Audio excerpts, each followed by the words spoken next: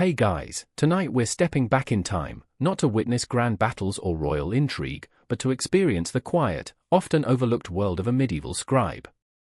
Prepare to immerse yourself in a day so monotonous, so painstakingly detailed, you might just find your eyelids getting wonderfully heavy. It's a life of focused precision, where a misplaced speck of ink could ruin hours of work, and the most exciting event of the day might be successfully sharpening a quill without it splitting. Frankly, if you were suddenly transported back and handed a feather and some parchment, your modern, distraction-addled brain probably wouldn't last an hour before demanding a coffee break and a scroll through social media, neither of which, sadly, are on offer. So, before you get comfortable, take a moment to like the video and subscribe, but only if you genuinely enjoy what I do here. And, as always, I'd love to see where you're tuning in from and what time it is in your corner of the world, so drop a comment below. Now, dim the lights, maybe turn on a fan for that soft background hum, and let's ease into tonight's journey together. The first sensation is the cold. It's a deep, penetrating chill that seems to emanate from the very stones of the small dwelling you call home, a cold that has wormed its way through the rough wool of your blanket and into your bones. You lie still for a moment, curled tightly on your straw-filled pallet, reluctant to acknowledge the inevitable arrival of another day. There are no gentle alarm clocks here, no gradually lightening smart bulbs. Your summons is far more primal, perhaps the distant, muffled crow of a rooster valiantly trying to pierce the pre-dawn gloom, or if you're in a monastic setting, the solemn, clanging call of the matin's bell, an iron tongue speaking a language of duty and prayer that slices through the quiet. Historians still debate the exact hour most common folk, or even specialized artisans like you, would typically rise. It varied so greatly by season, by the urgency of the work, and by whether the sun itself had bothered to consider an appearance. For you, it's simply early. Too early. You shift, and the straw rustles beneath you, a dry, papery sound that's as familiar as your own breathing.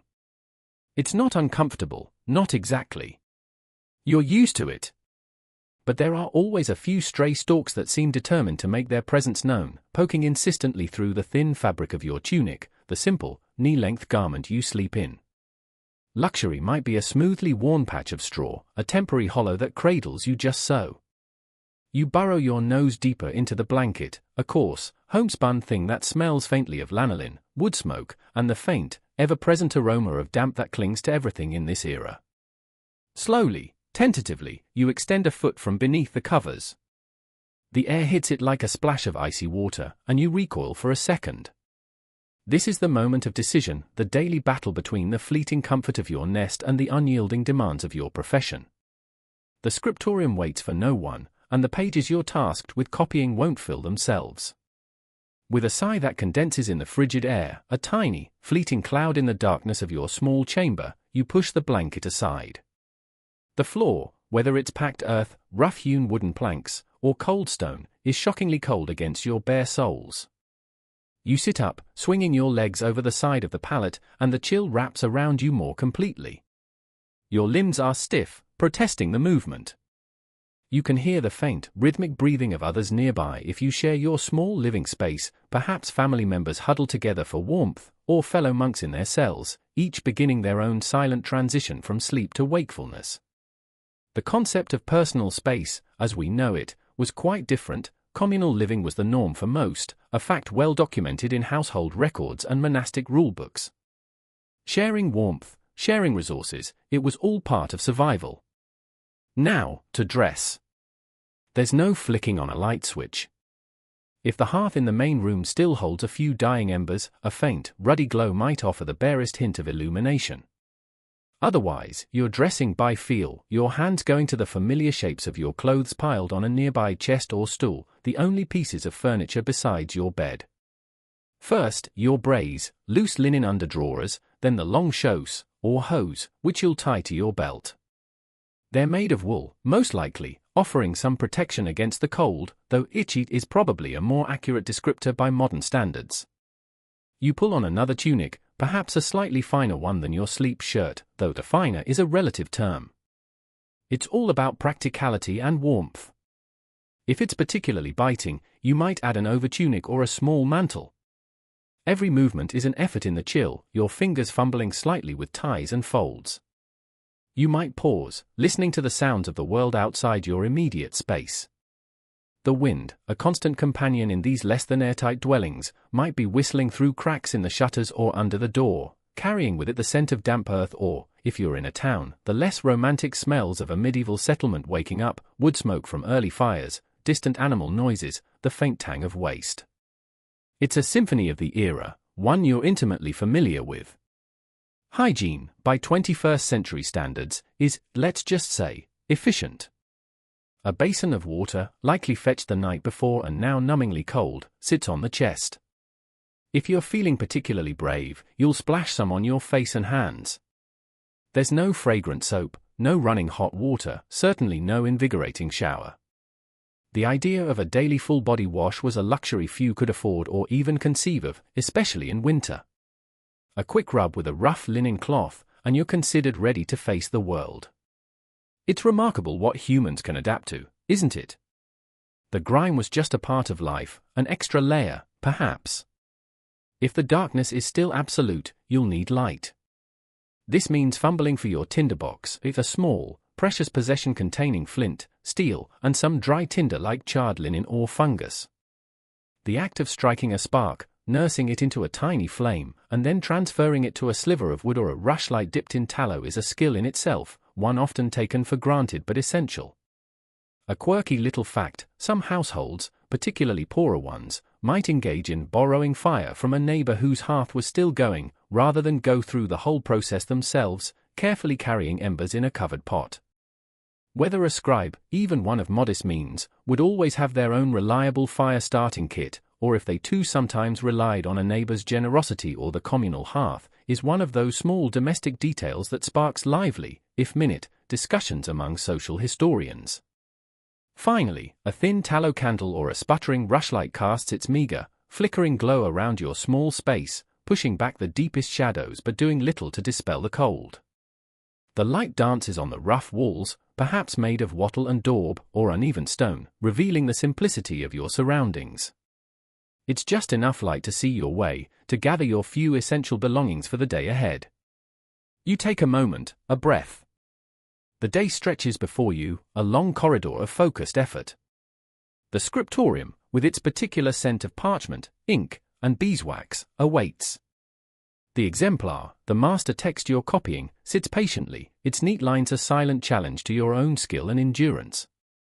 There's a weight to this moment, a quiet resignation mixed with a sense of purpose. The words you will painstakingly transcribe today might outlive you by centuries, carrying knowledge, stories, or laws into a future you can't possibly imagine. But that's a thought for later, perhaps. Right now, the most pressing concerns are the lingering chill in your fingers and the journey to your place of work. The demanding day has truly begun, ushered in not by a gentle sunrise, but by the raw, unyielding reality of a medieval morning.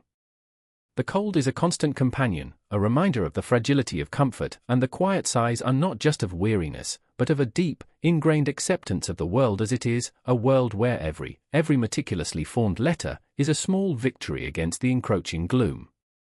You can already feel the phantom ache in your shoulders, the anticipated strain in your eyes. But there's also a subtle thrum of readiness. This is your craft, your calling, your daily drudgery. And so, you prepare to meet it, one cold, deliberate step at a time. The faint light from your candle barely illuminates the path to the door, a small circle of familiarity in a world still largely asleep, or at least, pretending to be. The air you breathe is sharp, clean, and undeniably frigid, a stark contrast to the often stuffy, smoky interiors. Each exhalation is a visible plume, a fleeting testament to the life within you, ready to be poured onto the waiting page. You pull your mantle, if you have one, a little tighter around your shoulders, the rough wool a familiar comfort against the biting air. The small candle or rushlight you carry, assuming you're fortunate enough to have one to spare for the journey, casts a very small, very lonely circle of flickering orange light around your feet. It dances and sways with your movement, making the shadows leap and retreat like timid creatures.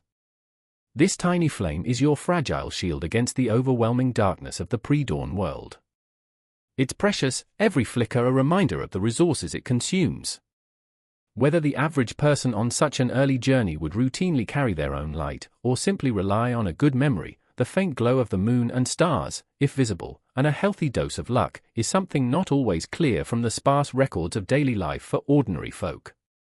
Stepping out from your dwelling, be it a small cottage at the edge of a village, a room within a bustling medieval town, or a cell within the quieter confines of a monastery, the change in atmosphere is immediate.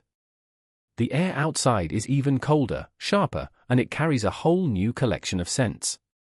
There's the damp earth, the lingering smell of wood smoke from countless hearths now reduced to embers, and, depending on your location and the direction of the wind, the less romantic but ever-present odors of a world without modern sanitation.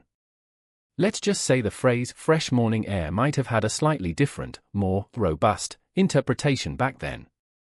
You try to breathe shallowly through your mouth as you pass particularly fragrant spots. Your feet find the path. If it's a path. In the countryside or a small village, it might be little more than a worn track, muddy after rain, frozen into treacherous ruts in the deep cold.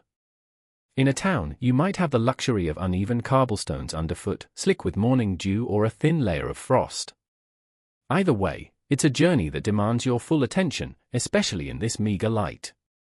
Medieval roads and pathways, a mainstream fact often glossed over in tales of knights and castles, were generally in a sorry state. Paved streets were a luxury of prosperous cities, and even then, maintenance could be sporadic. For most, travel meant navigating uneven surfaces, mud, and all manner of debris. You walk with a careful, practiced gait, your senses heightened. Your ears pick up the scrabbling of a rat in a nearby thatch, the distant, mournful howl of a dog, or perhaps the snuffling of pigs. Ah, the pigs!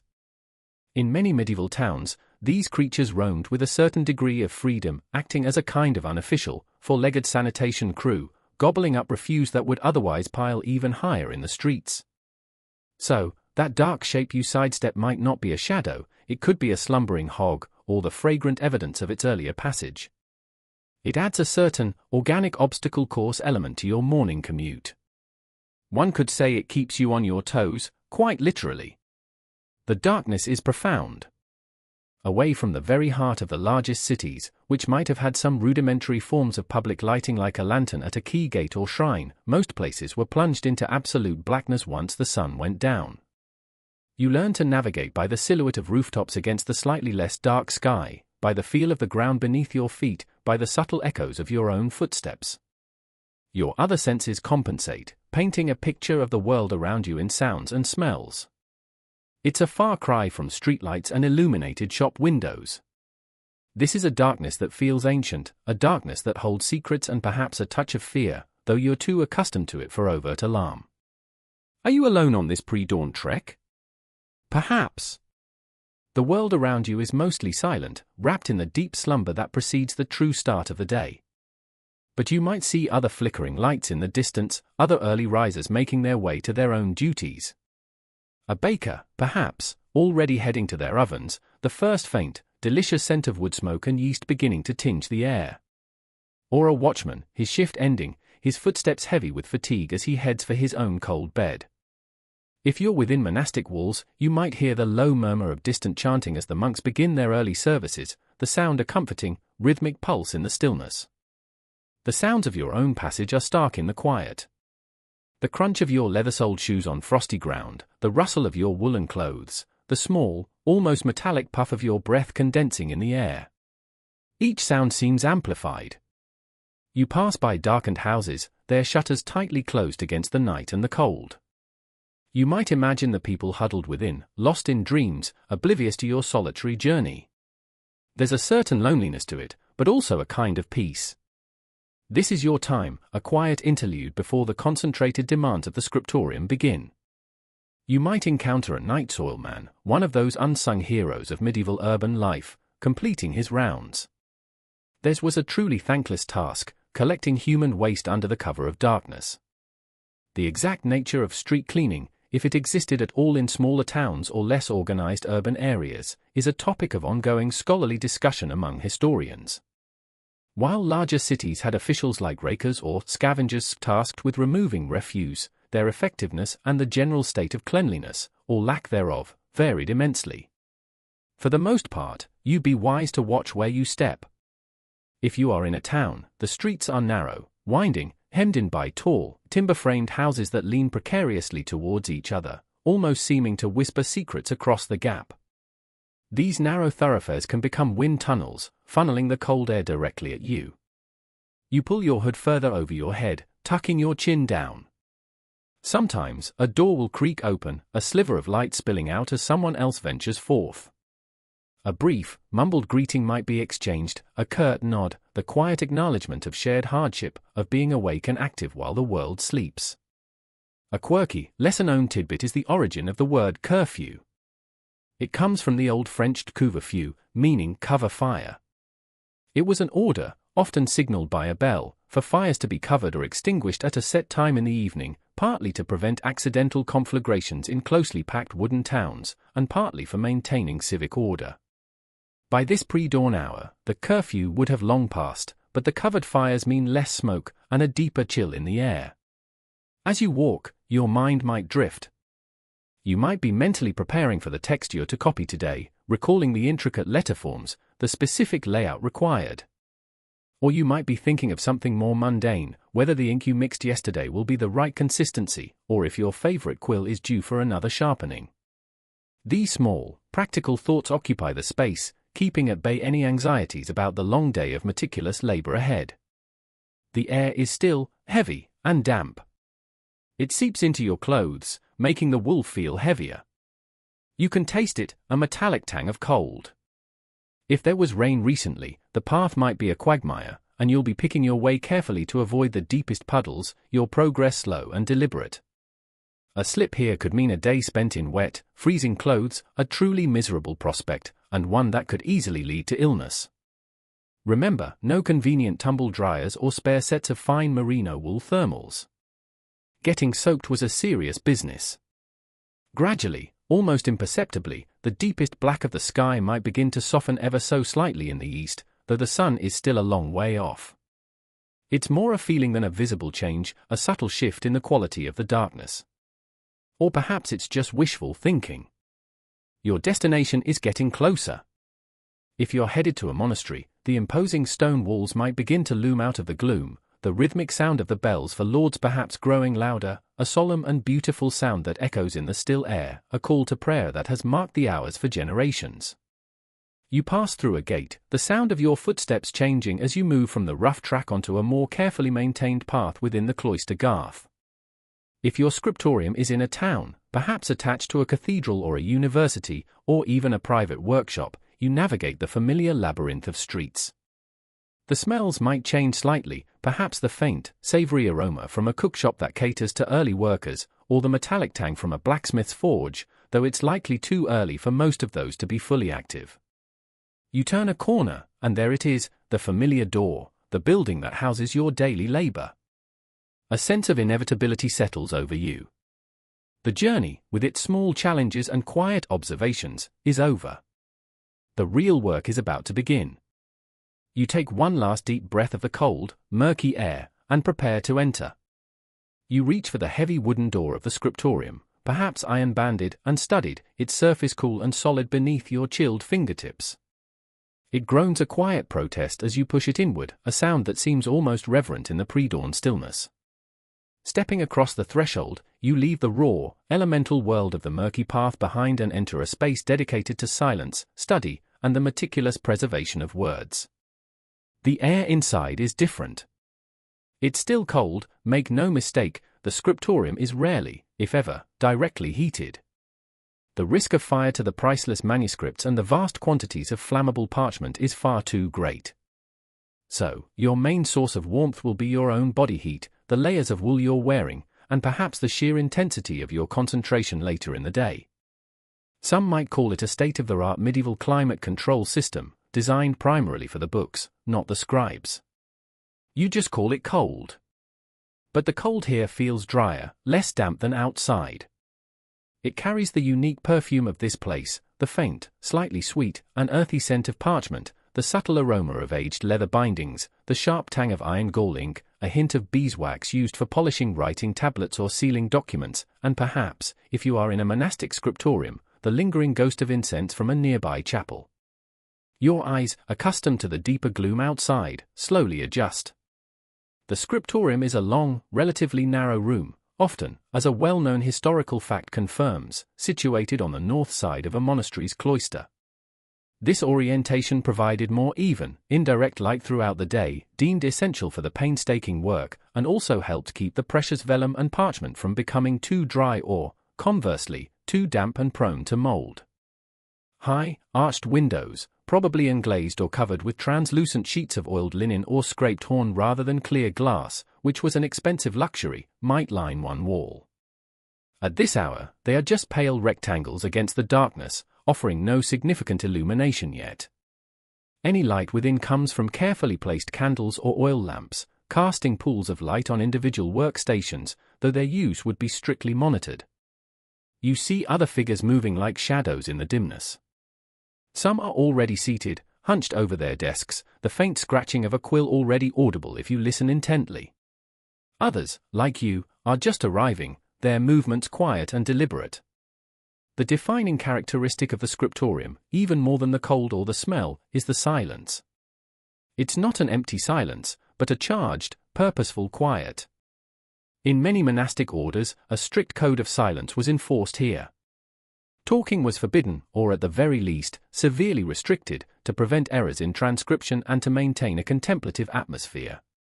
If a modern library feels quiet, a medieval scriptorium would make it sound like a bustling marketplace by comparison. Communication, when absolutely necessary, might be conducted through a complex system of hand gestures. A quirky tidbit often mentioned by historians is the elaborate sign language developed by orders like the Cistercians, who observed particularly strict silence. They had signs for everything from book and parchment to specific liturgical texts or tools. For you, perhaps a simple nod or a raised eyebrow suffices for a greeting if you catch the eye of a fellow scribe.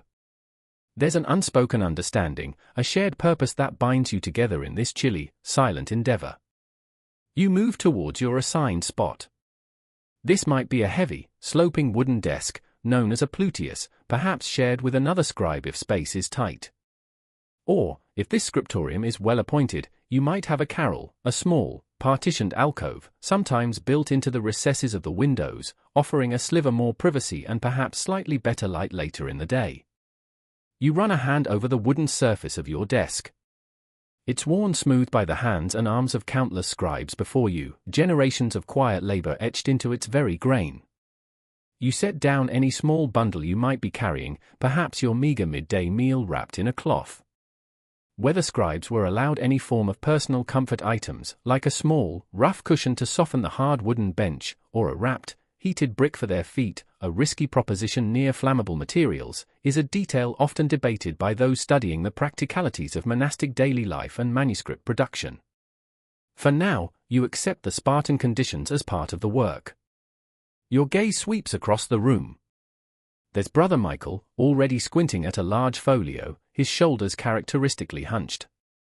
Over there is young Thomas, who still sometimes smudges his ink, his brow furrowed in concentration that you know will likely lead to a tension headache by noon. And at the head of the room, or in a designated office, sits the armarius. He is the keeper of the books, the master of the scriptorium, the one who assigns the tasks, distributes the materials, and inspects the finished work. He's a figure of authority, his approval sought, his criticism quietly absorbed.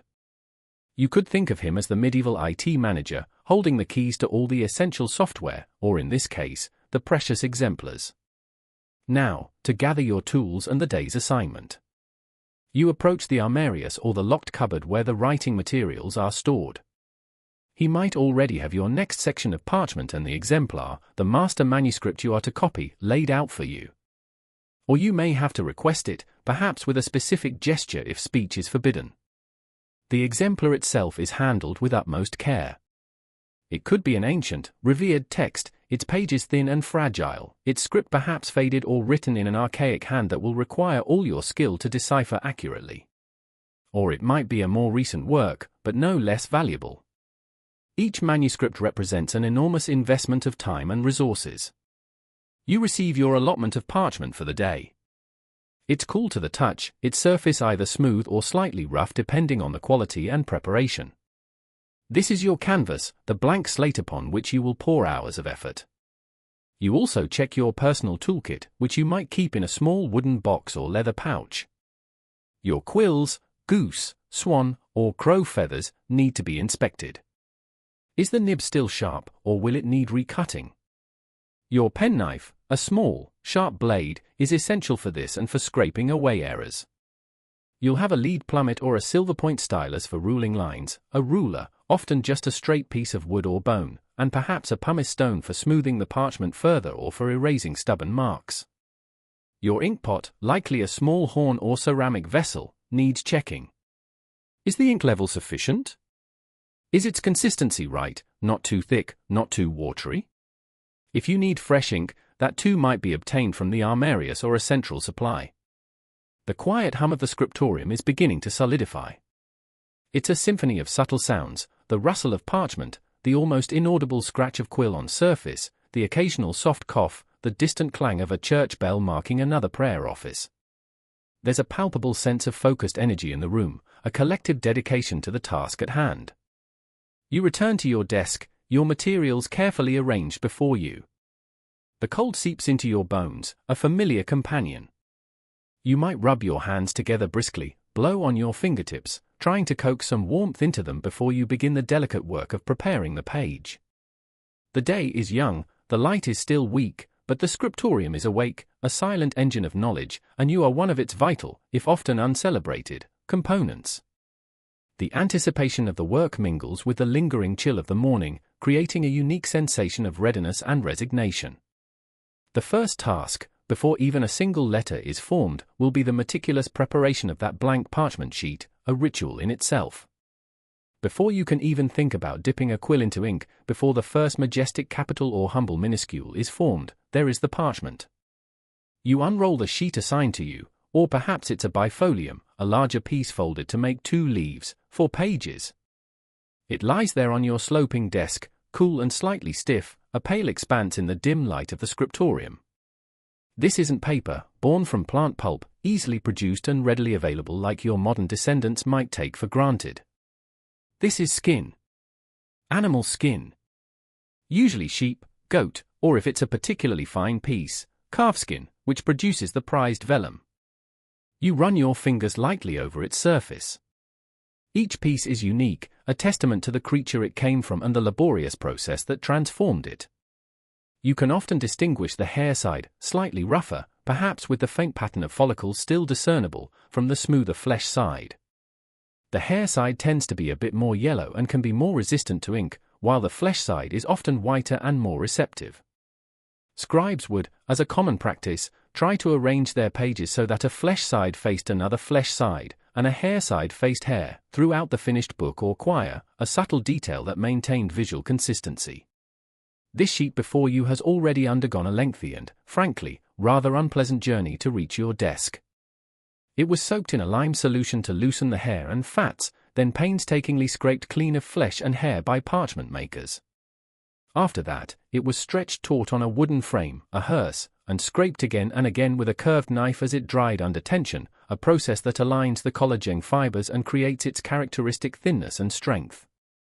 This is a mainstream historical fact, the foundational process behind every medieval manuscript. It was smelly, messy, physical work, far removed from the quiet contemplation of the scriptorium.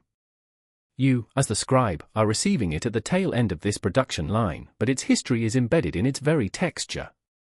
Your task now is the final, crucial preparation of this specific writing surface. Whether scribes themselves always undertook this final surface refinement, or if parchment sometimes arrived ready to write from specialized suppliers, likely varied depending on the scriptorium's resources, the period, and the quality desired.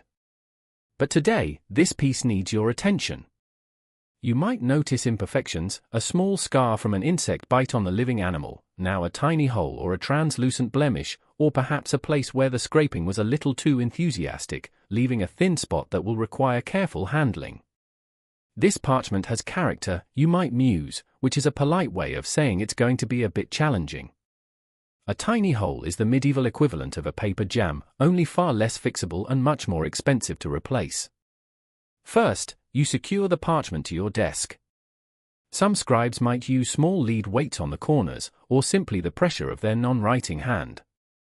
You take your pumice stone, a light, porous volcanic rock, and begin to gently rub it across the surface.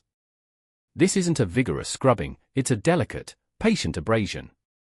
The pumice smooths away any lingering greasy residues. Even the natural oils from your own hands can interfere with how the ink adheres, and creates a very fine, almost imperceptible nap on the surface, a microscopic tooth that will grip the ink and prevent it from spreading or beading. A fine, pale dust rises as you work, and you carefully brush it away with a cloth or the side of your hand. It's like an extremely dedicated, albeit slightly morbid, skincare routine, preparing this ancient canvas. Next, you might reach for your lunellum. This is a small, crescent-shaped knife, a rather quirky and specialized tool of the trade, designed specifically for scraping parchment. Some scribes might just use the back of their versatile penknife for this. You hold the blade almost perpendicular to the surface and, with light, controlled strokes, you shave away any remaining roughness, tiny bumps, or stubborn follicle bases. If you're working on a palimpsest, a recycled piece of parchment from which previous writing has been scraped or washed off, this step would be even more critical, though preparing a full palimpsest is a much more involved process of washing and extensive scraping, often leaving faint ghosts of the earlier text. Today, thankfully, your sheet is fresh, or at least, intended for new work. As you work, you become intimately familiar with this particular piece of skin. You learn its landscape, its subtle variations in thickness and texture. You are, in a very real sense, taming it, coaxing it into a state of readiness for the sacred or scholarly words it is destined to bear. It's a slow, methodical process. There's no rushing this. A poorly prepared surface can ruin hours of careful writing. The ink might feather, bleed through, or simply refuse to flow smoothly from the quill. So, you work with a focused patience, your movements economical and precise. The only sounds are the faint rasp of the pumice, the whisper-soft scrape of the blade, and your own steady breathing in the quiet room. Once you're satisfied with the smoothness, you might apply pounce. Pounce is a fine powder, often made from finely ground cuttlefish bone, which is mostly calcium carbonate, chalk, or sometimes powdered gum sandarac, a type of resin. You sprinkle a small amount onto the parchment and then gently rub it across the surface with a soft cloth or even the palm of your hand, ensuring it's worked into the very fabric of the skin. This helps to further degrease the surface and provides an even finer key for the ink, promoting sharp, crisp lines. The exact recipe and application method for pounce, and indeed how universally it was employed by scribes across different regions and historical periods, is often a subject of speculation and ongoing research among cardicologists, those who study the book as a physical object. Some surviving instruction manuals for scribes mention it explicitly, while others don't, leading to these discussions. After pouncing, you carefully brush away any excess powder. The parchment now has a uniquely receptive feel to it, smooth, yet not slippery, with a subtle velvety texture. You hold it up, angling it towards the weak light filtering through the high windows, inspecting your work. Are there any shiny spots that indicate lingering grease? Any rough patches you missed?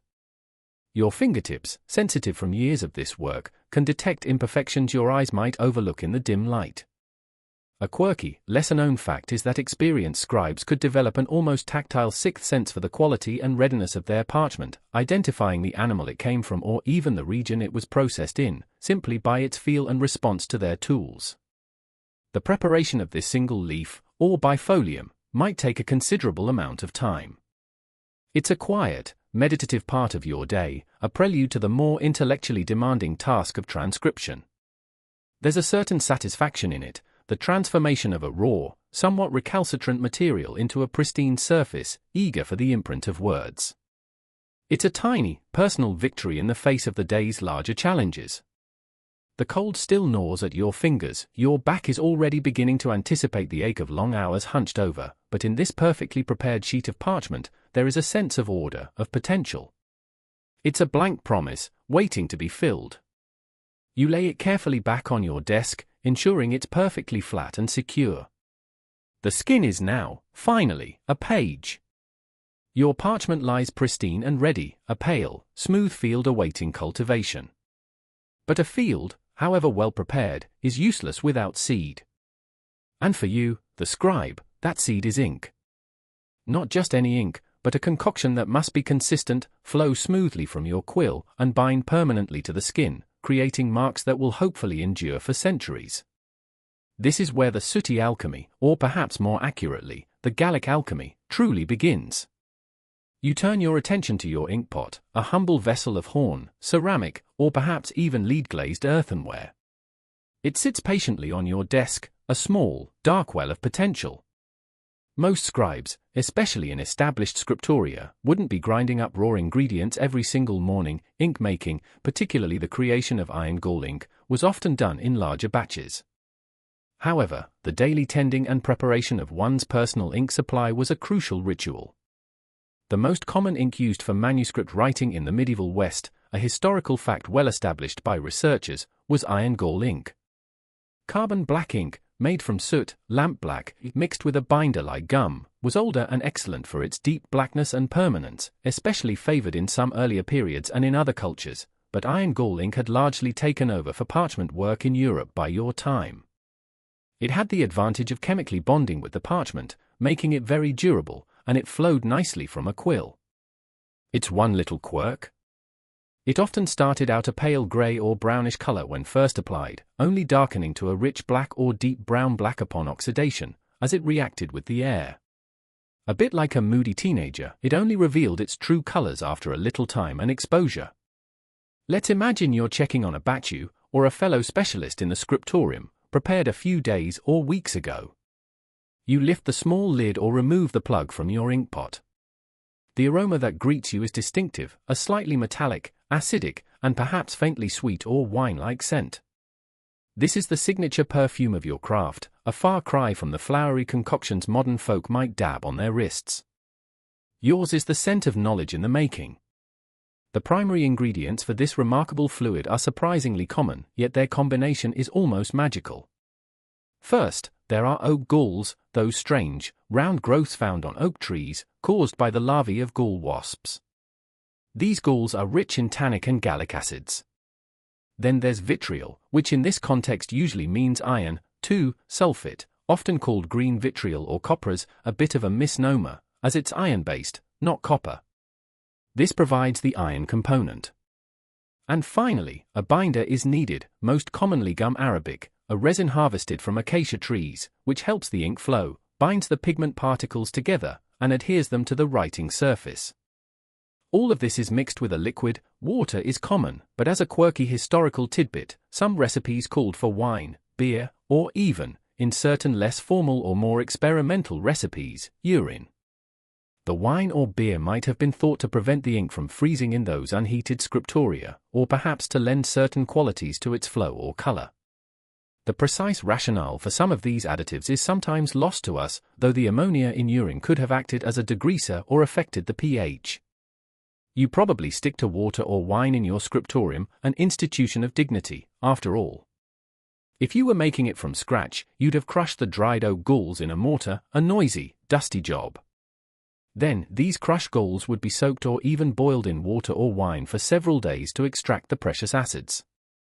The resulting liquid, a sort of gallnut tea, would then be filtered. Separately, the iron sulfate crystals would be dissolved in liquid. Then, the two solutions would be combined.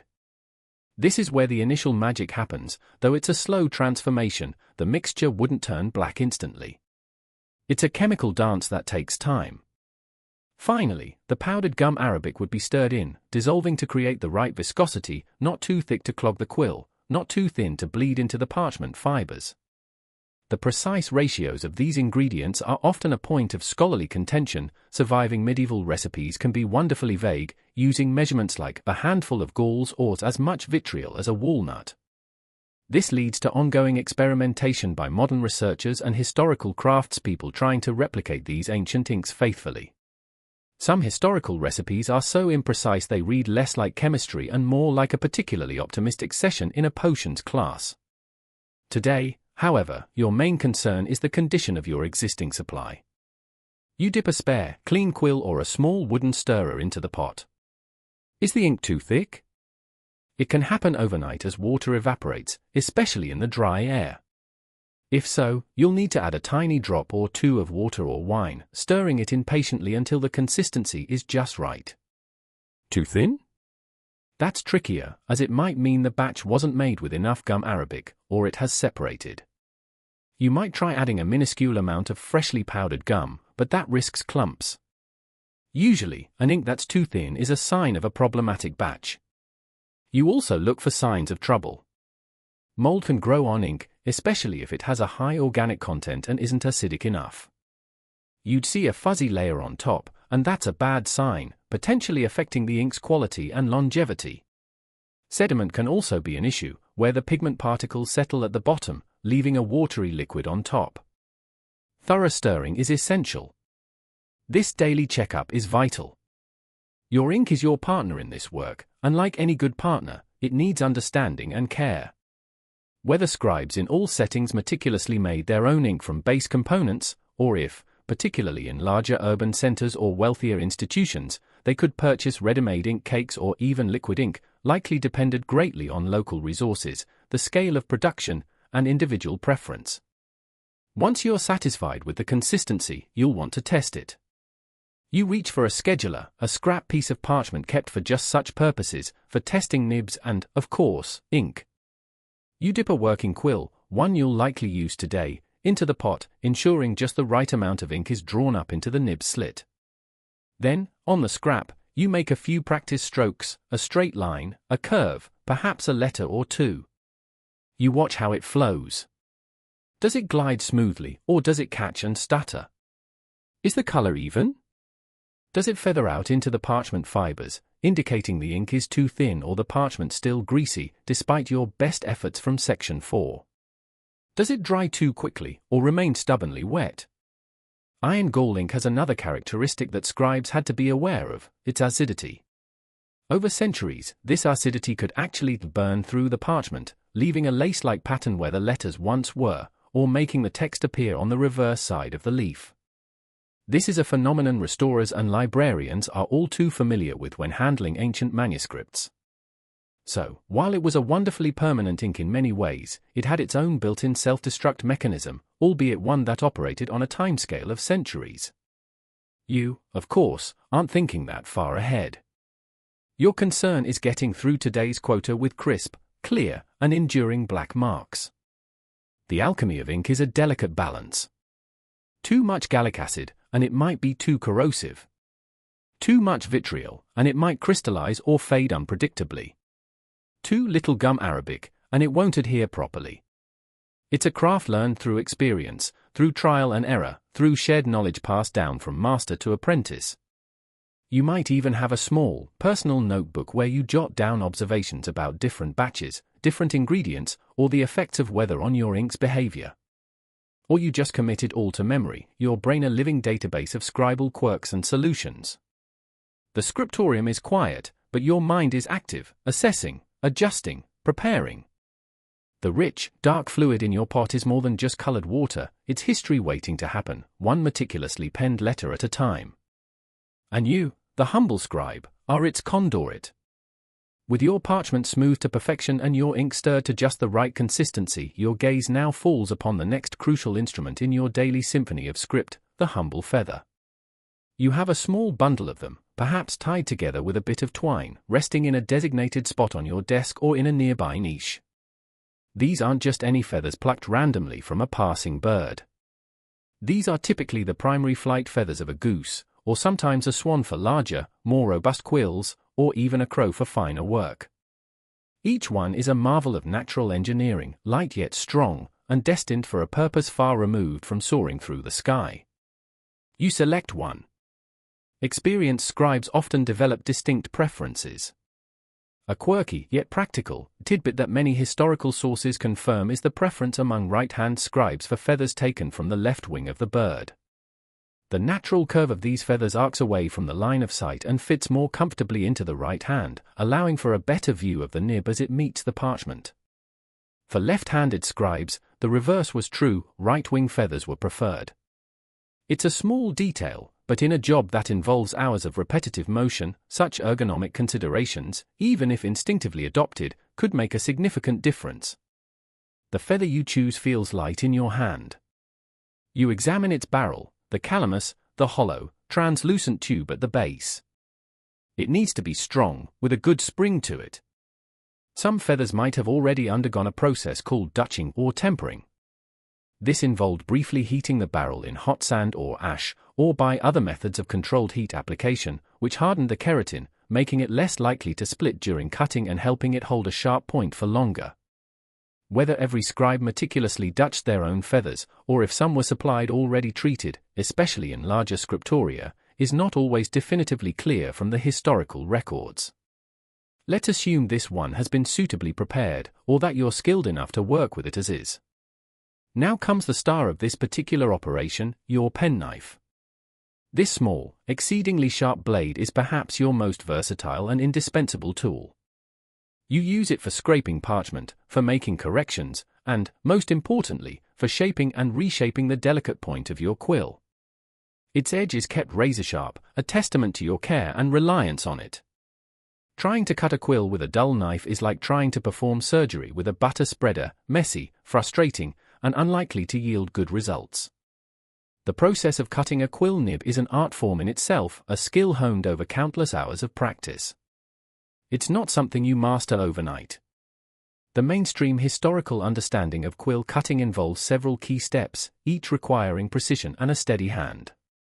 First, you make an initial oblique cut across the end of the barrel, removing the very tip and exposing the hollow interior. Then, you carefully pare away some of the underside of this cut, creating a sort of scoop or channel. The next step is absolutely crucial, slitting the nib. You place the tip of the feather on a hard, smooth surface, perhaps a spare piece of horn or a very smooth stone, and, with your penknife, make a short, fine slit upwards from the center of the cut tip, directly into the barrel. This slit, usually only a few millimeters long, is what allows the ink to be drawn up into the nib through capillary action and then flow down to the writing surface in a controlled manner. If this slit is too long, too short, off-center, or too wide, the quill simply won't write properly. It might release a blob of ink, or none at all. It's a moment of bated breath, this tiny incision. Once the slit is successfully made, you begin to shape the shoulders of the nib. With delicate strokes of your knife, you trim away material from either side of the slit, tapering the point to the desired width and angle. The width of this tip will directly influence the thickness of your strokes and the overall appearance of your script. A broader nib is used for scripts with strong thick and thin contrasts, like some forms of Gothic textura, while a finer point might be used for cursive hands or smaller annotations. The exact angle and complexity of this nib cut for specific scripts, and how these features evolved across different regions and time periods, is something that paleographers, scholars who study ancient and historical handwriting, still meticulously analyze and discuss by examining the subtle variations in letterforms found in surviving manuscripts. You might have several quills, each cut for a different purpose, or you might be skilled at reshaping a single quill for various needs. This feather you're working on now is intended for the main text block, so you aim for a standard, reliable width. Finally, you make the very last cut, trimming the end of the nib itself. This cut is usually made straight across, or sometimes at a slight oblique angle, depending on the script and your personal preference. This tiny flat surface at the very tip is what will actually make contact with the parchment. It needs to be perfectly smooth and precisely angled. You might hold it up to the faint light, squinting to ensure its symmetry and sharpness. The whole process is a delicate dance between your fingers, the feather, and the keen edge of your knife. A single miscalculation, a twitch of the hand, and you could ruin the point, forcing you to cut it back further and start that part of the shaping again, or even abandon the feather if it becomes too short. A freshly cut quill point is a beautiful thing, but it's also tragically ephemeral. The keratin of the feather, even if dutched, wears down relatively quickly against the slightly abrasive surface of the parchment. You'll need to resharpen this point, or re-nib it, many times throughout the day. Some sources suggest a good quill might only last for a page or two of dense script before needing attention. So, this ritual of cutting and shaping is not a one-time morning task, it's an ongoing dialogue with your tool. This quill is more high maintenance than a demanding opera singer, constantly needing pampering and precise adjustments. Now, the moment of truth. You dip your newly fashioned nib into your ink pot, the one you so carefully checked earlier. You watch as the ink creeps up the tiny slit, a dark line against the pale feather. Then, you turn to your scheduler, that ever-present scrap of parchment, your testing ground. You make a few tentative strokes. A downstroke, an upstroke, a lateral. How does it feel? Does the ink flow evenly? Is the line crisp and sharp, or does it feel scratchy? Are the thicks and thins appearing as they should? You are listening with your fingertips, feeling the subtle feedback from the quill as it moves across the surface. Perhaps the line is a little too broad. You pick up your penknife again and, with an almost imperceptible shaving, narrow the tip ever so slightly. Too scratchy? Maybe the slit needs a tiny extension, or the very tip needs a smoother finish. You make these micro-adjustments with the patience of a saint, because you know that a well-behaved quill is half the battle. If your quill isn't right, even the most beautiful exemplar and the finest ink won't save your script from looking like, well, like a chicken has had a rather dramatic and messy argument with the page. After a few more test strokes and adjustments, you achieve it, the perfect point. The ink flows like silk, the lines are clean, the feel is just right. A small sigh of satisfaction might escape you. It's a minor victory, but an essential one. This carefully crafted point, born from a simple bird's feather and your own skilled hands, is now ready to dance across the prepared skin, to give voice to silent words, to transform blankness into meaning. You lay the quill down gently, ready for the next stage, the ruling of the lines that will guide your hand. The air in the scriptorium remains still and cold, but there's a quiet hum of readiness building within you. The stage is meticulously set. Your parchment, a smooth, receptive skin, lies waiting. Your ink, a dark, viscous promise, sits patiently in its pot. Your quill, freshly cut to a perfect point, rests by your fingers, a conduit for the words to come. But before that first drop of ink kisses the page, before the dance of letters begins, there must be order. An unruled page, to a scribe, is like a field without furrows, beautiful in its potential, perhaps, but impossible to cultivate with any precision. You need lines, guides for your hand, a framework to contain the tide of script. You need the parchment's corset, as it were, to ensure everything stays neatly aligned and elegantly proportioned. First, if it hasn't been done already for a whole choir, comes the pricking. You take a sharp awl, or perhaps the very tip of your trusty penknife, and a ruler. Along the outer vertical margins of the parchment sheet, or stack of sheets if preparing several at once, you make a series of tiny, almost invisible pricks or holes. These are spaced with painstaking accuracy, guided by measurements that might be memorized, marked on your ruler, or even taken from a template. These pricks will serve as the starting and ending points for your ruled lines, ensuring they are parallel and evenly spaced across the page and, crucially, consistent from one page to the next within a choir. It's a task requiring precision. A slip here can throw off the entire layout of your page, leading to a skewed or cramped text block. Once the pricks are in place, you're ready to rule. The most common methods for ruling, a well-established historical fact, involved either a lead point, called a plummet, or a dry point stylus. The lead point, essentially a small piece of lead alloy, leaves a faint, erasable grey line, much like a modern pencil, though far softer and more subtle. The dry point stylus, on the other hand, is typically made of bone, metal, or even agate. It doesn't leave a mark of color but instead creates a shallow furrow or indentation in the parchment.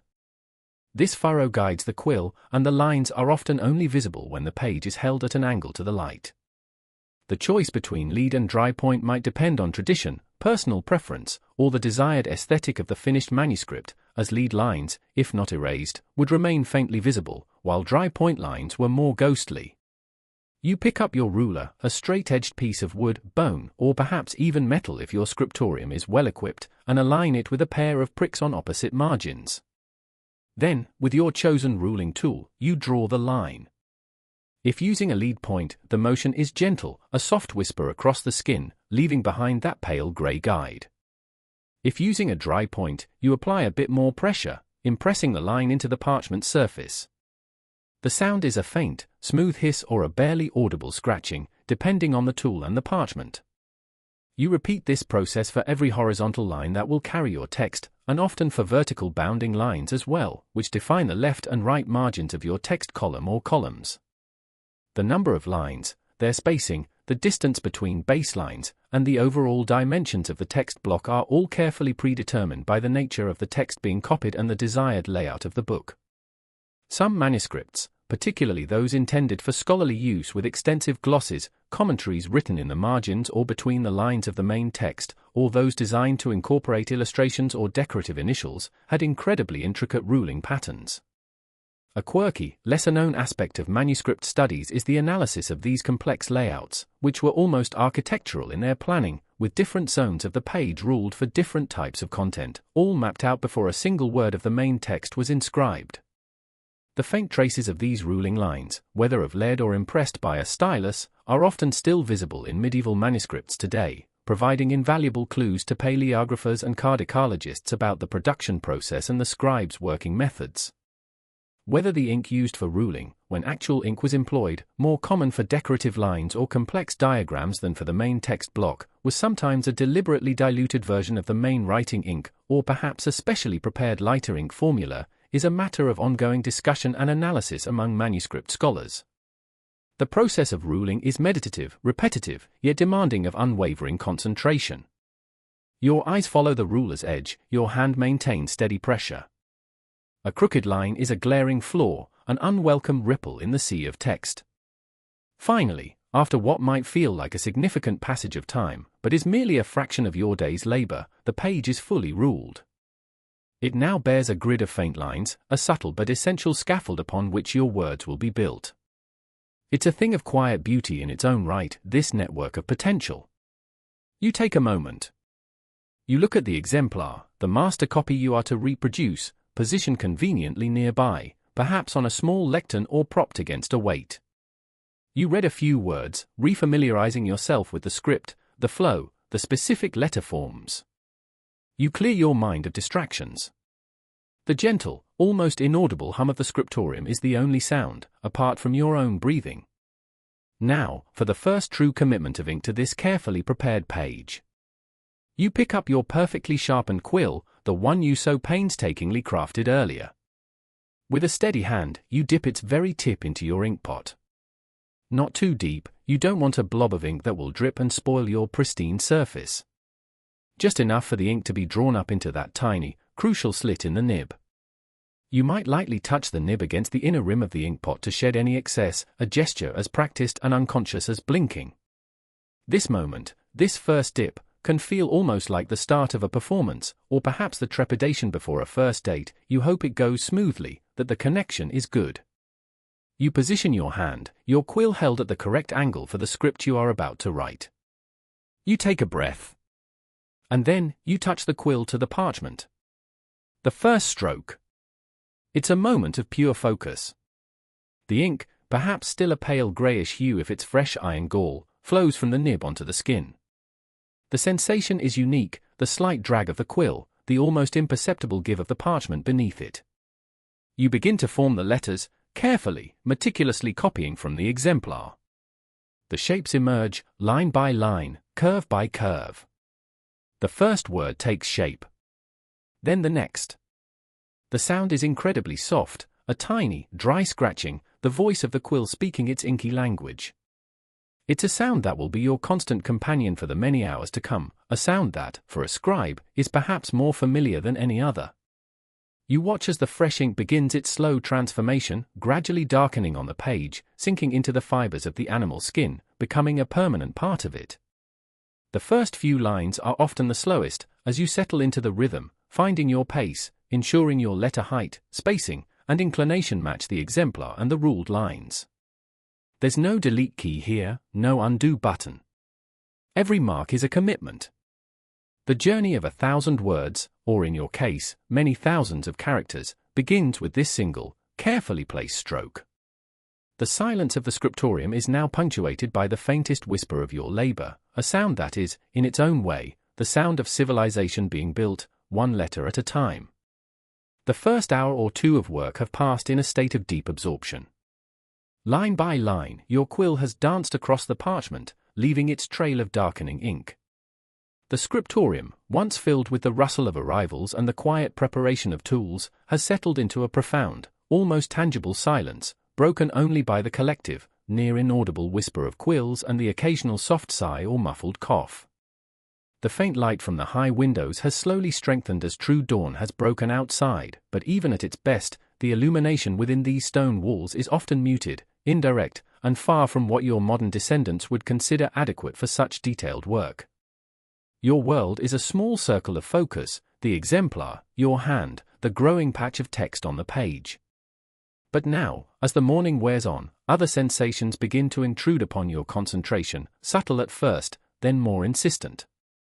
The chill, that constant companion since you first stirred from your pallet, seems to be renewing its efforts. Your fingers, despite their constant movement, feel stiff and cold, the blood not circulating as freely as it should. You might find yourself flexing them more often, blowing warm breath into your cupped hands when you pause to re-ink your quill. Your toes, encased in their leather shoes and woolen hose, are distant, numb outposts. Then there's your posture. You're hunched over your sloping desk, a position necessary to maintain control over the quill and to see your work clearly.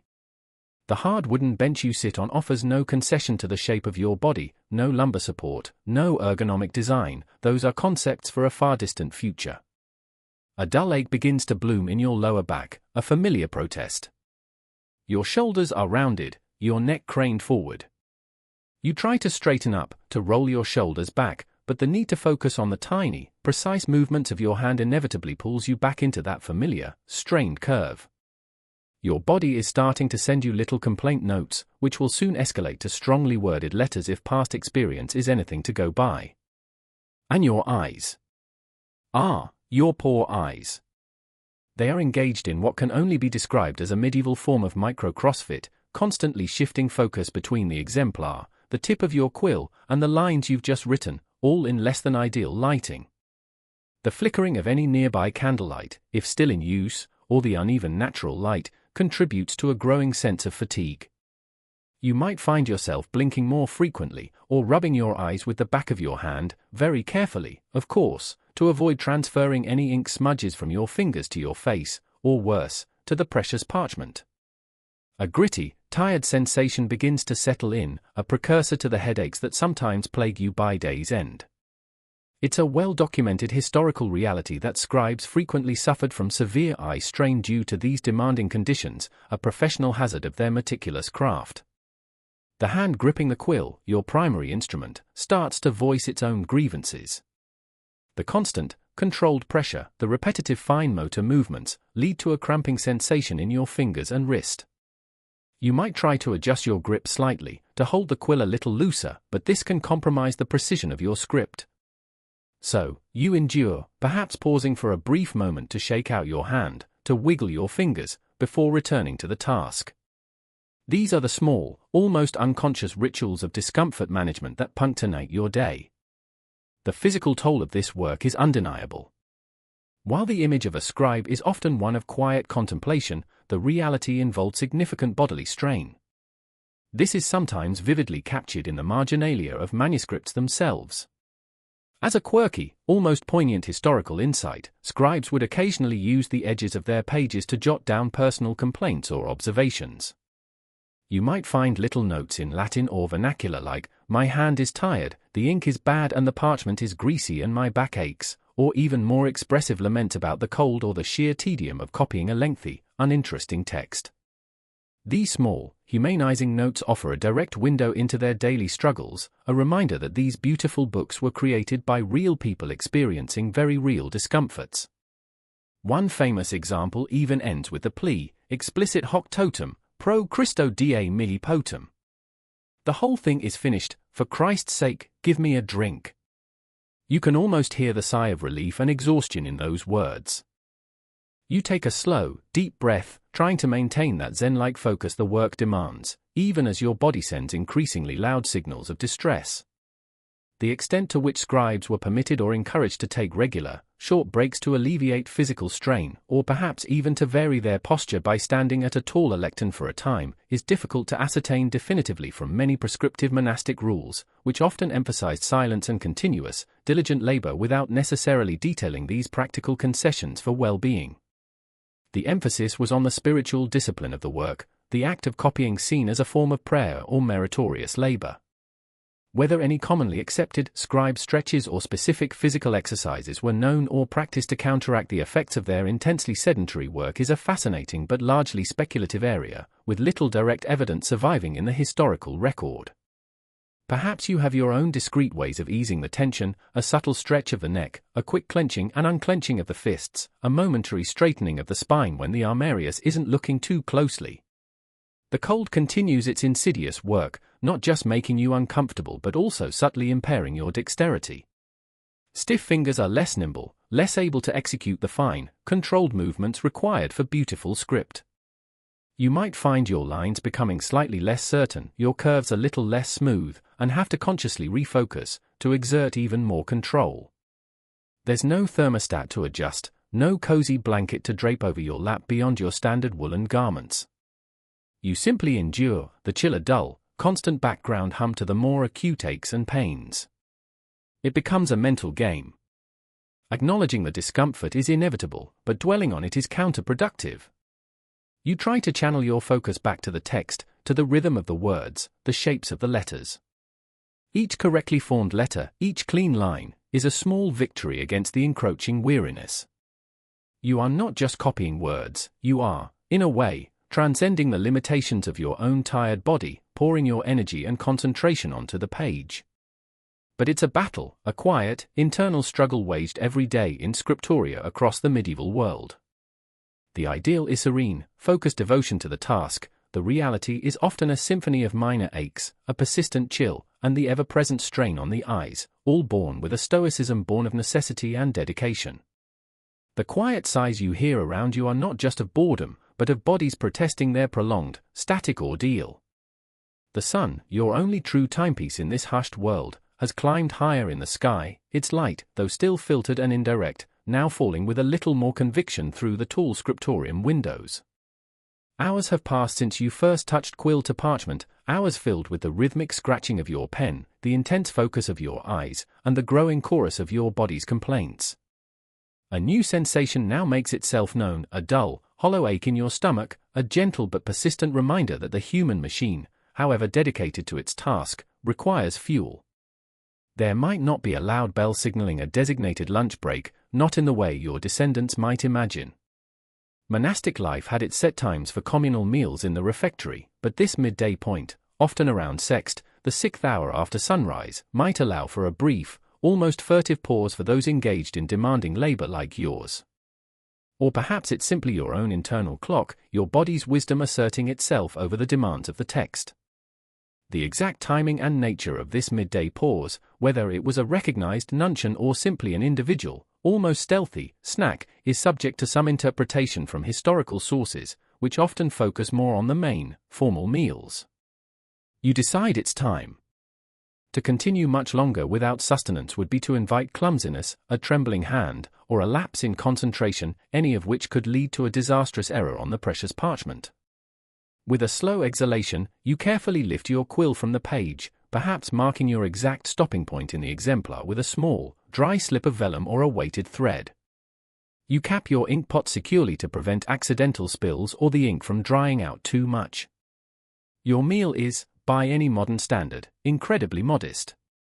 You reach for the small bundle you brought with you this morning, wrapped in a piece of linen cloth. There's no elaborate packed lunch here, no Tupperware containers filled with culinary delights. This is sustenance, pure and simple.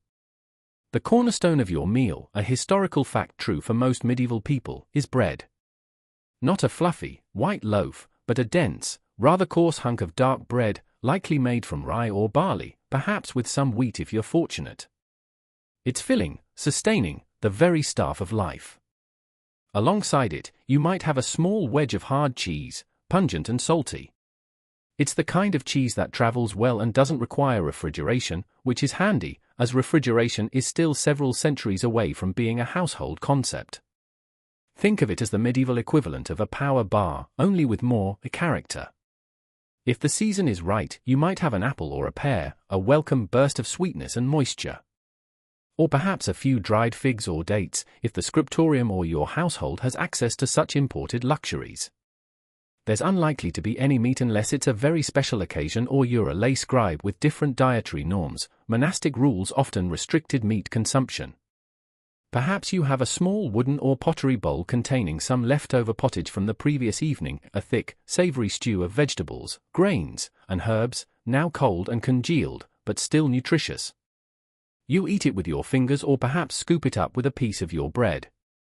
As for a drink, water is a possibility, but it was often viewed with suspicion in medieval times due to concerns about its purity.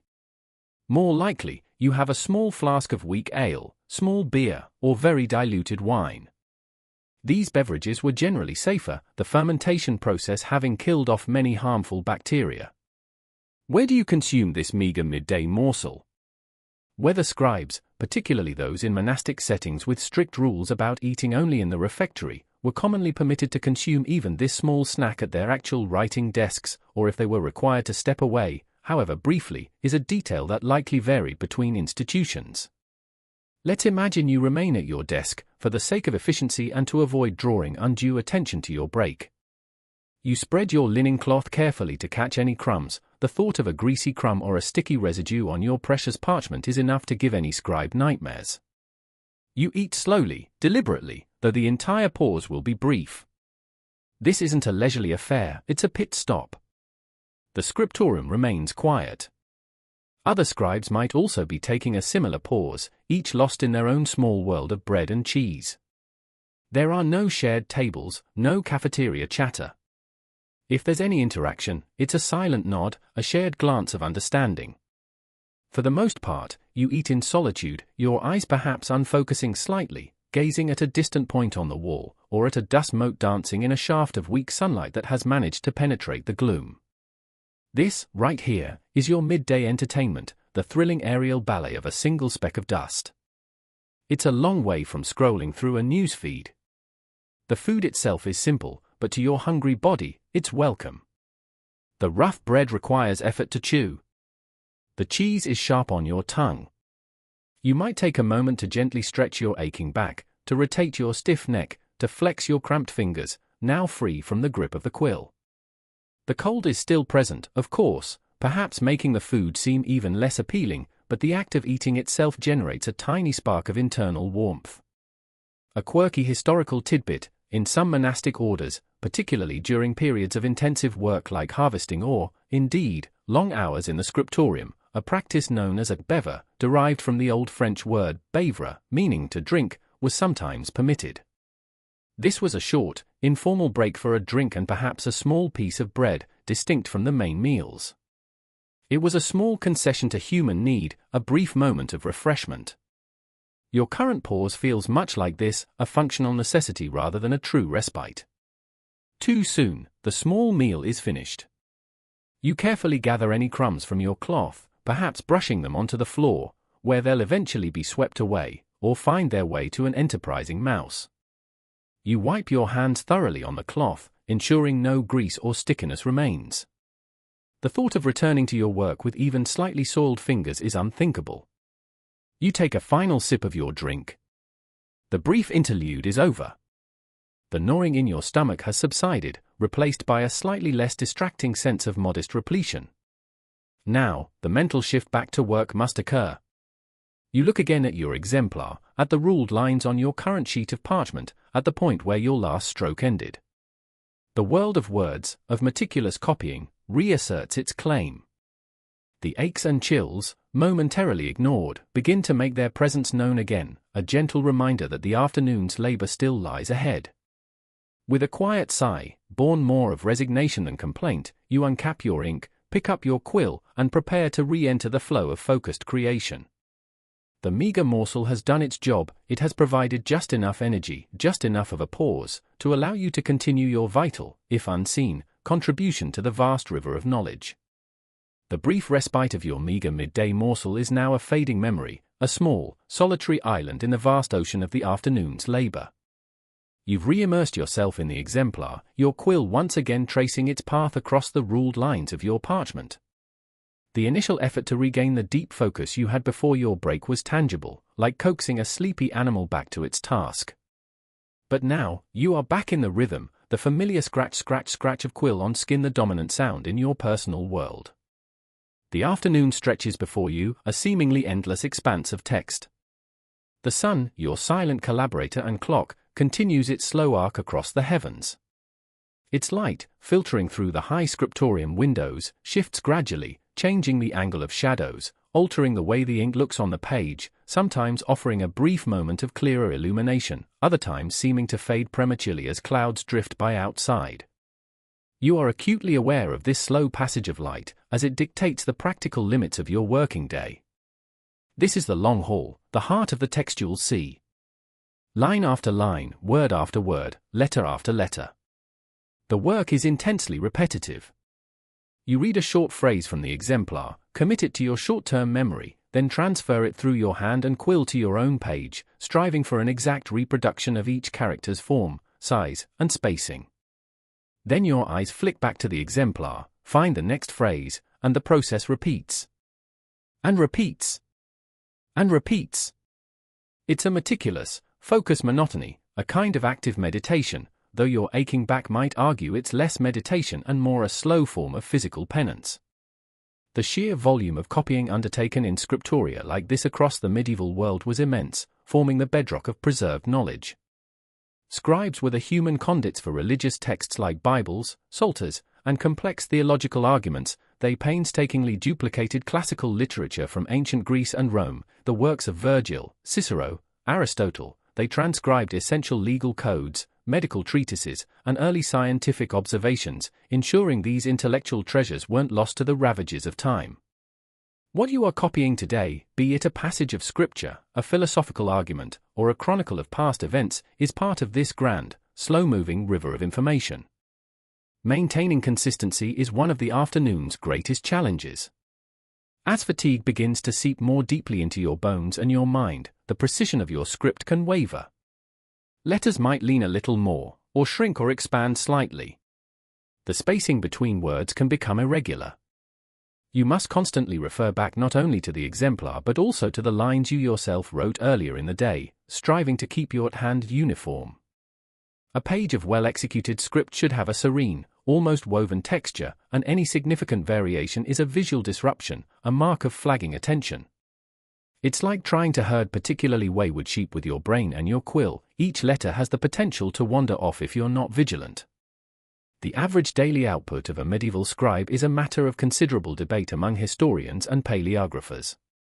It varied widely based on so many factors. The complexity of the script, a formal textura quadrata is far slower to write than a more cursive bookhand, the number of abbreviations used, which saved time but required accurate expansion by the reader, whether the scribe was also responsible for any rubrication, adding red titles or initials, or leaving space for illuminations, the quality and legibility of the exemplar, the conditions of the scriptorium, and of course, the individual skill, experience, and stamina of the scribe. Estimates can range from just 1 or 2 folios, a single leaf, front and back, to perhaps as many as 4 or 5 for straightforward, unadorned text in a practiced hand. How scribes paced themselves, or if they had strictly enforced daily quotas in different types of scriptoria, such as a bustling university-affiliated workshop versus a contemplative monastic setting, is not consistently documented and likely varied enormously.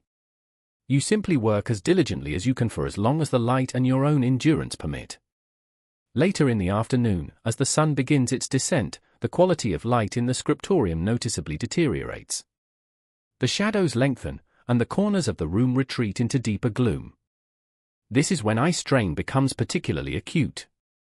You might find yourself leaning closer to the parchment, squinting more, your eyes feeling dry and gritty. The precious daylight is ebbing, and with it, the ease of your task. A quirky system that developed, particularly in university towns from the 13th century onwards to cope with the increasing demand for texts, was the Pecha system. Official, verified exemplars of key university texts were divided into unbound sections, or Pecha, which were kept by licensed stationers. Students or professional scribes could then rent these pieces one or two at a time for copying. This allowed multiple scribes to work on different parts of the same book simultaneously, significantly speeding up production and helping to ensure greater accuracy as each piece was theoretically checked against the original. It was an ingenious solution to a bottleneck in the dissemination of knowledge, a kind of medieval distributed processing system for book production. You, however, are likely working from a bound exemplar, or at least a complete section, focusing on your single, painstaking contribution. The physical discomforts you felt earlier, the ache in your back, the stiffness in your neck, the cramp in your writing hand, have now become persistent companions. They are no longer easily ignored.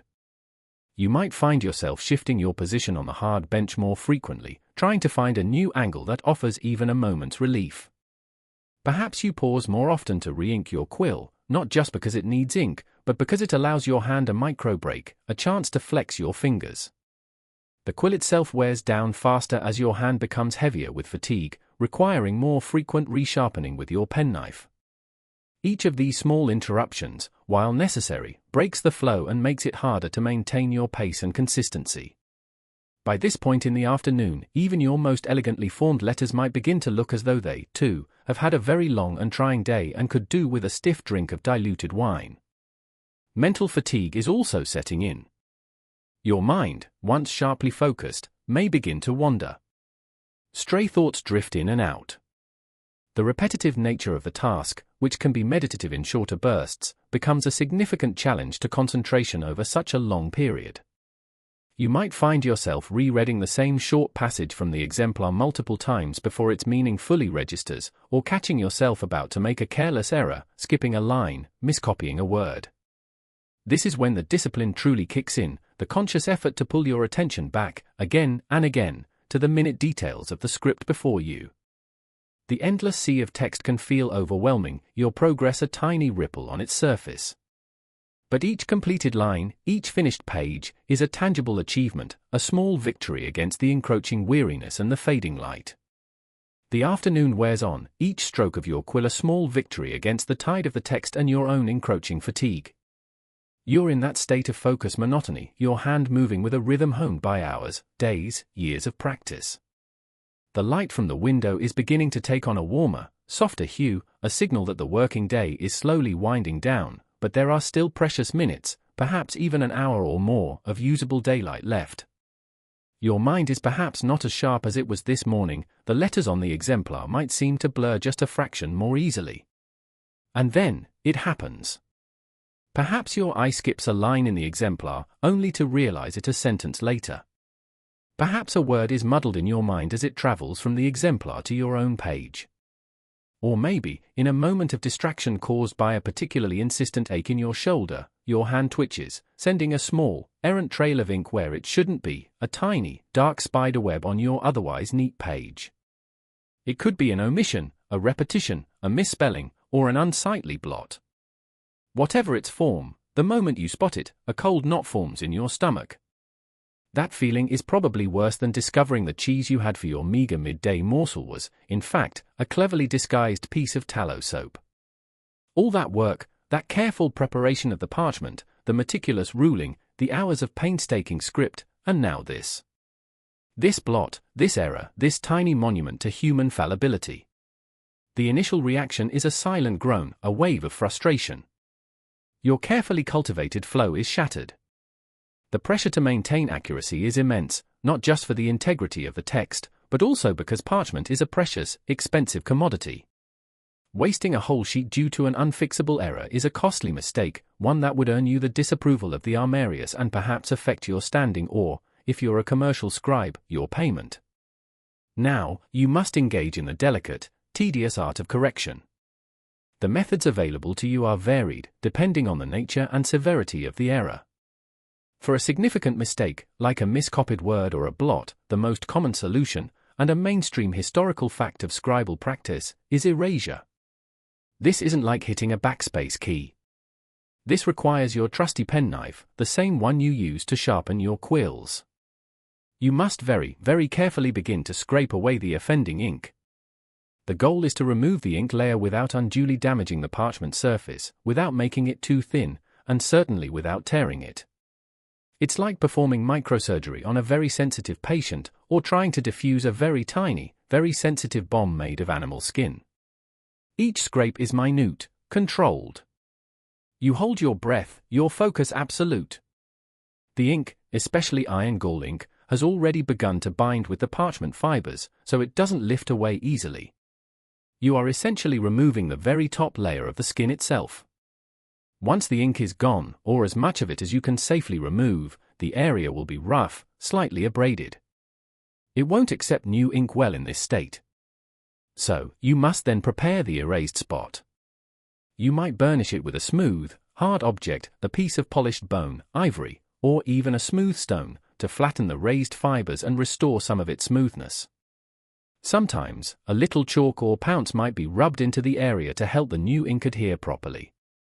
Only then can you attempt to write the correction, trying to match the size and style of the surrounding script as closely as possible.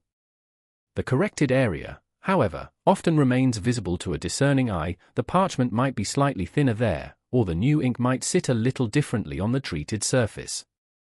If the error is minor, perhaps a single incorrect letter that can be subtly altered into the correct one, you might attempt that with a few deft strokes. Or, for a word that is wrong but doesn't disrupt the spacing too much, you might use expunctuation. This involves placing small dots or points directly beneath, or sometimes above, each letter of the erroneous word. These expunctual dots are a signal to the reader to disregard the marked letters. It's a neat, unobtrusive method, a kind of visuals never mind. It's a quirky, specific kind of scribal shorthand. For an omitted word or a short phrase, you might write it in very small letters in the space above the line where it should have appeared, using a small caret mark, like an upside-down V, below the line to indicate the point of insertion. If the omission is longer, you might have to write it in the margin, with a corresponding reference mark, a sine de renvoi, both in the text and next to the marginal addition to link them. These marginalia can sometimes become quite elaborate, with little lines or symbols guiding the reader's eye. Sometimes, a scribe might simply write hic doest aliquid, something is lacking here, or, more laconically, va. Cat, it is wanting empty here, in the margin, especially if they are unsure of the exact missing text or if space is tight. The extent to which minor errors, such as slight variations in regional spelling or the inconsistent use of common abbreviations, were tolerated by patrons or scriptorium masters, versus the rigorous expectation of almost photographic reproduction, likely varied considerably. This depended on factors like the perceived sacredness or legal importance of the text being copied, and the specific quality standards of the individual scriptorium or commissioner. Some texts demanded absolute fidelity, others might have allowed for a little more leniency, as long as the meaning was preserved. Whether the original scribe was almost always responsible for correcting their own immediate errors, or if a dedicated corrector or supervisor systematically reviewed the work at a later stage for more subtle mistakes or to compare it against the exemplar, is a question with varying answers across different manuscript production contexts and periods. In many cases, you are your own first line of quality control. The penknife, your constant companion, has probably seen more corrective action than a stern headmaster dealing with unruly pupils. Each correction, regardless of the method, takes time. It breaks your rhythm, demands a different kind of focus, and adds to your overall workload. There's also the psychological sting of having made the error in the first place, especially when you're tired and the end of the working day feels both near and far.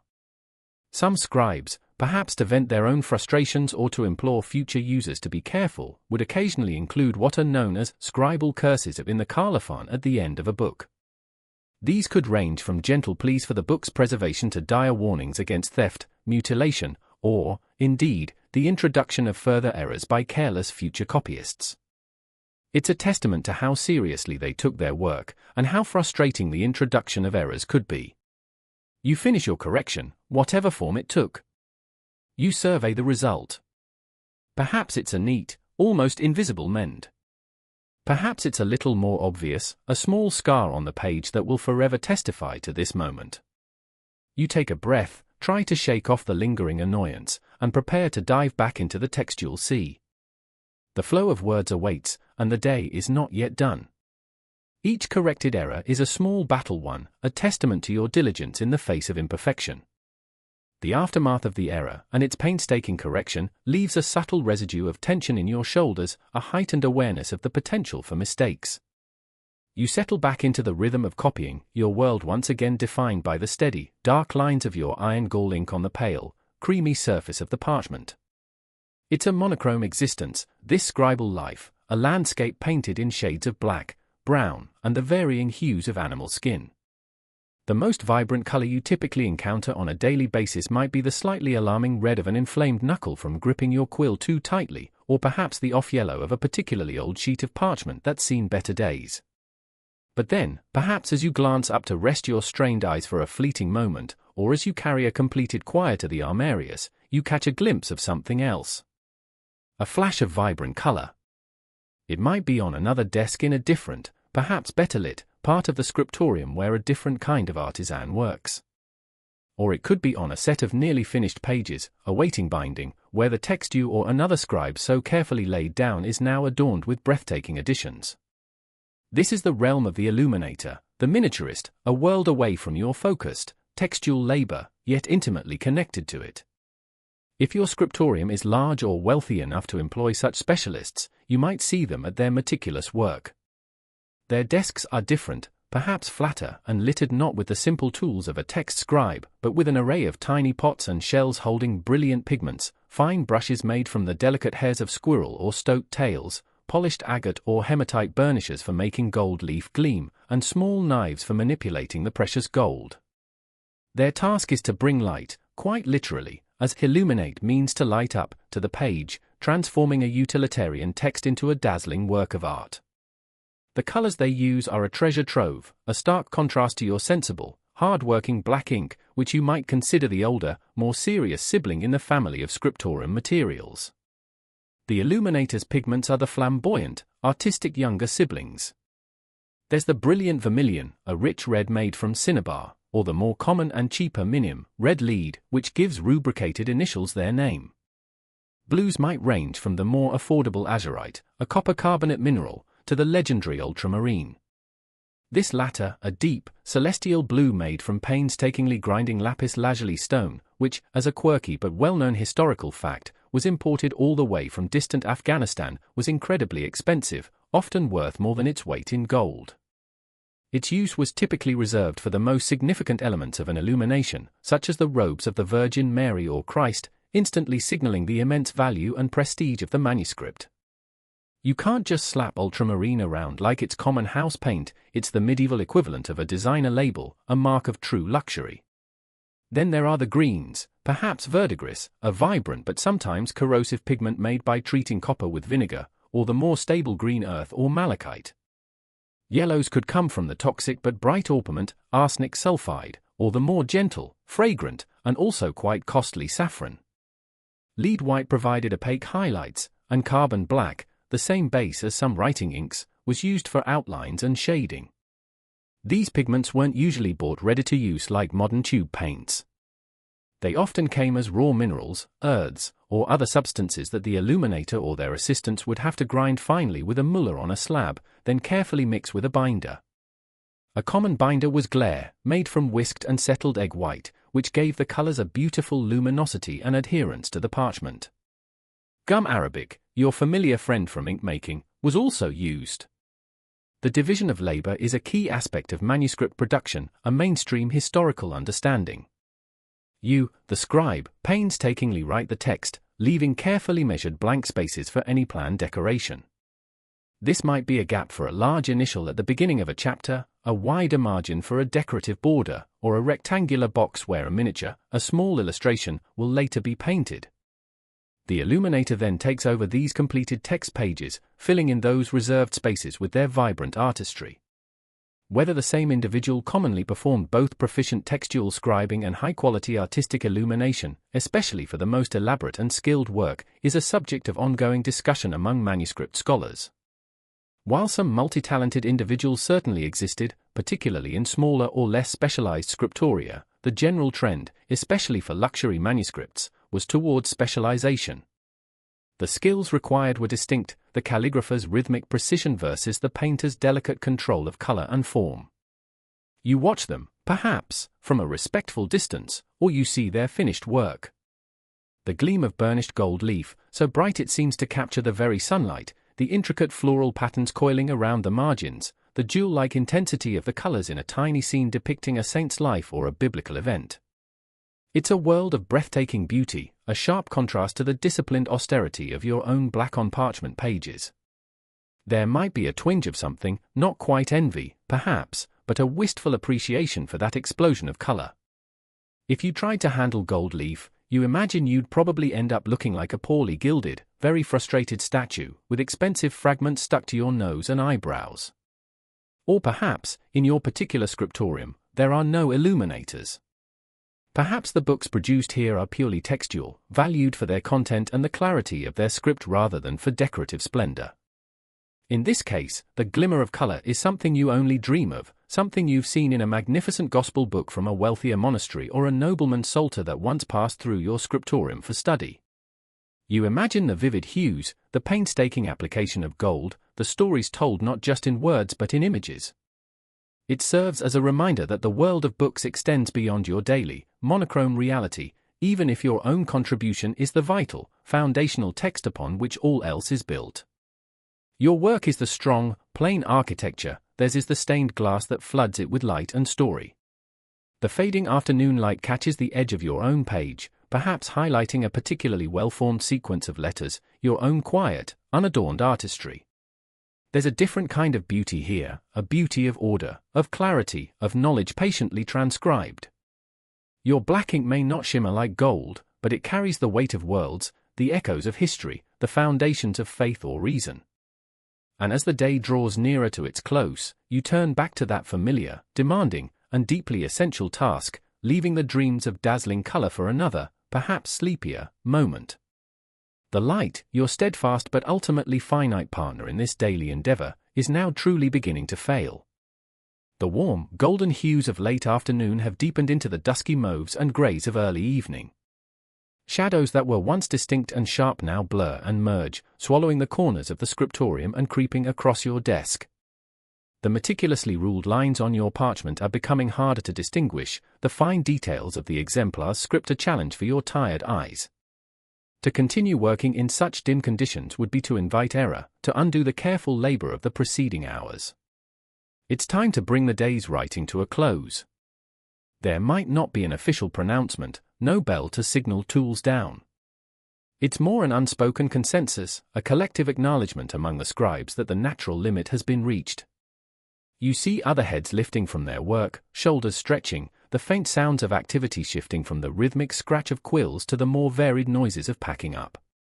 You yourself decide on a good stopping point, perhaps the end of a sentence, or a paragraph, or a particularly convenient spot on the page. You carefully mark your place in both your copy and the exemplar, ensuring you can pick up the thread seamlessly tomorrow morning. A small, dry piece of scrap parchment tucked between the leaves, or a weighted bookmark, will do the trick. You lean back for a moment, a genuine, bone-deep sigh escaping your lips. It's a sigh of fatigue, certainly, but perhaps also tinged with a quiet sense of accomplishment. You look over the expanse of text you've managed to produce today. A page, perhaps two, maybe more if the script was simpler or your endurance particularly high. Each letter, each word, a testament to hours of focused effort. It might not look like much against the backdrop of the entire volume you're tasked with, but it's progress, tangible and real. Now begins the crucial end-of-day ritual, putting your precious tools to rest. This isn't a casual tossing of implements into a drawer, it's a careful, almost reverent process. Your quills, having served you faithfully, or sometimes frustratingly, throughout the day, require immediate attention. You take the quill you were last using and meticulously wipe away every trace of excess ink from the nib and barrel, using a soft linen rag or a designated piece of scrap parchment. If left to dry, the iron gall ink would clog the delicate slit and harden on the point, rendering the quill useless until laboriously cleaned or recut. Some scribes might give the nib a quick rinse in a small pot of water kept for this purpose, though this practice varied. The key is to ensure the nib is clean and dry. You inspect the point one last time, it's likely worn down from the day's writing and will need resharpening first thing in the morning. You treat all your working quills this way. It's like tucking your tiny, feathery employees into bed after a hard shift. They've earned their rest. Some scribes, as a quirky but practical habit, might have specific ways of storing their best quills, perhaps in a simple wooden case or with their nibs slightly elevated, to protect the delicate points and help maintain the feather's natural curve and springiness. Next, your ink pot. This dark well of potential needs to be securely sealed. You place the cap, be it a wooden plug, a twist of leather, or a fitted ceramic lid, firmly onto the pot. This prevents the precious ink from evaporating, from becoming contaminated with dust, and, most importantly, from any catastrophic spills that could ruin hours, or even days, of work on nearby parchments. It's like carefully sealing away a mischievous genie, left open, that ink could wreak havoc overnight. The exact methods used by scribes to prevent their iron gall ink from freezing solid in unheated scriptoria during the harsh depths of winter are not always clearly detailed in historical sources. This is a point of some discussion, with speculation ranging from the use of insulated wooden boxes for the ink pots, to keeping them near any residual warmth from other, more heated parts of the monastery or dwelling, or even specific antifreeze additives like wine being more crucial in colder climes. Tonight, the air is merely cool, not yet dangerously frigid, but the habit of careful sealing is ingrained. Then there's the parchment itself. The sheets you've worked on today, filled with your fresh script, are vulnerable. You gather them carefully, ensuring your hands are clean. You might place them between protective wooden boards, or within a simple portfolio, or perhaps they are to be added to a stack of completed quires in a designated press or cupboard. The aim is to keep them flat, clean, and safe from dampness, rodents, a constant threat in old buildings, and accidental damage. The exemplar, too, that master copy from which you work, must be treated with the utmost respect. If it's your personal responsibility, you return it to its proper, secure storage place. More likely, especially if it's a particularly valuable or unique text, the armarius or librarian would be responsible for its overnight security. Whether individual scribes were primarily responsible for the daily security and overnight storage of the valuable exemplars they were actively working on, or if this responsibility always fell strictly to the armarius, likely varied significantly depending on the scriptorium's size, wealth, and internal regulations. Finally, you tidy your personal workspace. Your penknife, ruler, pumice stone, pounce pot, erasing shield if you use one, all your small, essential tools are gathered and stored neatly, perhaps in a wooden box or a leather roll that you keep by your desk. You brush away any fine parchment dust or stray crumbs from your desk surface. There's a quiet satisfaction in restoring order, a sense of completion to the day's cycle. Your desk, after this tidying, looks deceptively peaceful, giving no hint of the intense labor, the tiny dramas of error and correction, or the sheer mental and physical effort that unfolded upon it throughout the day.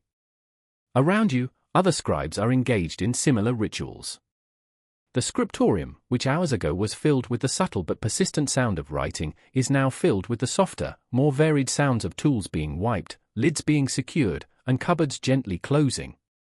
There's a shared, unspoken understanding in these movements, the quiet choreography of a day's work ending. The symbolic act of closing the book, both literally for the texts and metaphorically for the day's efforts, brings a sense of definite pause, a commitment to disengage and recuperate before returning to the task on the morrow. The light outside has now almost completely surrendered to the evening, and the scriptorium is sinking into a deep, restful gloom, its purpose fulfilled for another day. With your tools meticulously cleaned and stored, and your small corner of the scriptorium returned to a state of quiet order, you are finally ready to leave. Perhaps you are among the last to depart, the heavy door of the scriptorium groaning softly as you pull it shut behind you, the sound echoing momentarily in the now near-empty chamber. The day's work is done. Or rather, this portion of the endless work is done. You step out from the relative stillness of the scriptorium into the embrace of the early evening. The air is noticeably cooler now, carrying the dampness of the approaching night. It feels fresh against your skin, a contrast to the somewhat close atmosphere where you've spent so many hours. The sounds of the world are different too. The sharp, focused noises of the scriptorium give way to the more diffuse sounds of a medieval town or monastic close settling down for the night. You might hear the distant, mournful lowing of cattle already in their byres, the barking of a dog, the clatter of wooden shutters being closed and barred. The smell of wood smoke from evening cooking fires is more pronounced, mingling with the ever-present scent of damp earth and the general miasma of medieval life. Your journey home is the reverse of your pre-dawn trek, yet it feels entirely different. Then, you were moving towards the day's labor, perhaps with a sense of anticipation or at least resigned readiness, your body relatively rested. Now, every step is weighted with the accumulated fatigue of the long hours. Your back, which protested earlier, now screams in a dull, constant throb. Your neck is stiff, your shoulders ache, and your writing hand feels like a claw, the ghost of the quill still imprinted in its grip. Your eyes, strained from hours of focusing in imperfect light, feel gritty and tired, welcoming the relative darkness. This homeward trudge is less a stroll in the park and more a zombie apocalypse shuffle, albeit one fueled by the noble pursuit of preserving knowledge and perhaps the less noble but equally pressing need for sleep. Navigating the streets or pathways in the growing darkness is once again a challenge. Medieval streets, as we know, were generally unlit. If there's a moon, its pale light might offer some guidance, casting familiar buildings into stark relief and deepening the shadows in alleys and doorways. Otherwise, you rely on your intimate knowledge of the route, every pothole, every uneven stone, every treacherous puddle memorized from countless similar journeys. It's like navigating a complex escape room where the prize isn't a key, but the simple comfort of your own cold bed. You might not be entirely alone. Other figures flit through the gloom, fellow workers heading home, servants running late errands. Perhaps you see the first of the night watchmen beginning their rounds. These men, a common feature of medieval urban security, patrolled the streets to guard against fires, a constant peril in towns built largely of wood, to deter wrongdoers, and to enforce the curfew. A mainstream historical fact is that curfews were common in most towns and cities, requiring law-abiding folk to be indoors after a certain hour, usually signaled by a town bell. The rhythmic clang of the curfew bell might even be sounding as you walk, a somber reminder to hasten your steps. Whether the enforcement of these curfews was universally strict for all inhabitants, or if individuals in certain recognized professions, like yourself returning from a long day of essential scribal duty, were tacitly permitted more leeway, remains a topic not always clearly defined in surviving civic ordinances. You hope, for your sake, it's the latter. The calls of the night watchman, a quirky and often reassuring sound in the medieval urban night, might echo through the streets later on, all's well, and the clock strikes 9, or similar pronouncements, marking the passage of the dark hours and offering a thin veneer of security. For now, however, the streets might be in that transitional phase, not yet fully deserted, but with a sense of doors being bolted and the public world receding. Sounds drift from the houses you pass, the muffled murmur of voices, perhaps the sound of a lute or a simple song if a household is feeling musical, the cry of a baby. Or there might just be silence, families already gathered around their hearth, their activities curtailed by the darkness and the cost of candles or oil for lamps. The degree of social interaction or communal activity that occurred within ordinary households after dark, once the main work of the day was done, is a subject of ongoing historical inquiry, often constrained by the limited and costly nature of artificial lighting which would have restricted many pastimes. If your path takes you through monastic grounds, the atmosphere is different again. Here, the rhythms of the liturgical hours continue. You might hear the solemn chanting of Compline, the final prayer office of the day, drifting from the chapel, a beautiful, ethereal sound that speaks of peace and the divine. The cloister arches are deep pools of shadow, the air still and cool. Your body aches with a profound weariness. Each step requires conscious effort. Your brain, after hours of intense concentration on complex texts and minute letter forms, feels as though it has officially clocked out for the day and is now running on emergency backup power only. Thoughts are slow, perhaps a jumble of half-formed letters, snippets of the text you copied, and the overwhelming desire for rest. You are not just physically tired, you are mentally drained, the cognitive demands of your work as taxing as any physical labor. Finally, through the gloom, you recognize the familiar silhouette of your own dwelling. Perhaps a faint, warm light flickers from a window if your family or housemates are still awake and can afford the candle. The sight, however humble, is a beacon. It promises an end to the day's toil, a respite from the cold and the darkness, the comfort of the familiar, however basic. The anticipation of removing your dusty, travel-stained outer clothes, of perhaps a sip of something warm if you're lucky, and the profound relief of finally stretching out your aching limbs on your straw pallet is almost overwhelming. You reach your door, fumbling for the latch or key if you have one. The day's journey, from the cold pre-dawn to this weary return in the deepening night, is almost complete. The endless textual sea has been navigated for another day, its currents of ink charted, its shores of parchment filled. Now, all that remains is to find what little comfort home can offer and surrender to the oblivion of sleep, hoping to gather enough strength to face it all again when the cold dawn inevitably beckons. You push open the door to your dwelling, the familiar creaker welcome sound. The air inside is still cold, but it's a contained cold, lacking the raw, biting edge of the open street. It smells of home, perhaps the lingering aroma of wood smoke from a dying hearth, the faint scent of herbs hung to dry, or simply the close, human smell of a shared living space. If you have family or housemates, there might be a quiet murmur of greeting, a sleepy acknowledgement of your return. Or, if you live a more solitary existence, perhaps within a monastic cell, only silence greets you, a silence that now feels less like the focused hush of the scriptorium and more like a comforting blanket.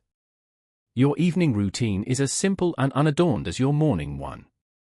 You shrug off your heavy outer mantle or tunic, the garment carrying the dust and grime of the day, and perhaps the faint, lingering scent of the scriptorium, that unique blend of parchment, ink, and old knowledge.